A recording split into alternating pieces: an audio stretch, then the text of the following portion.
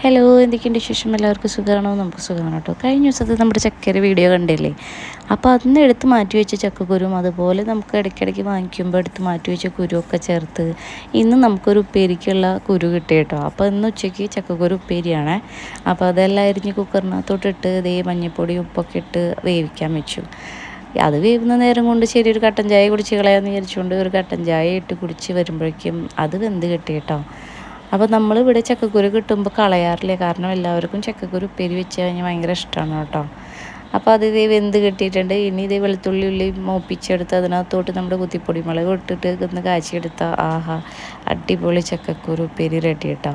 അതിനോടൊപ്പം തന്നെ നമ്മൾ ഇന്ന് സാമ്പാറായിരുന്നു. അപ്പോൾ അതേ പരിപ്പ് ഓൾറെഡി വേവിച്ച് വെച്ചിട്ടുണ്ടായിരുന്നു.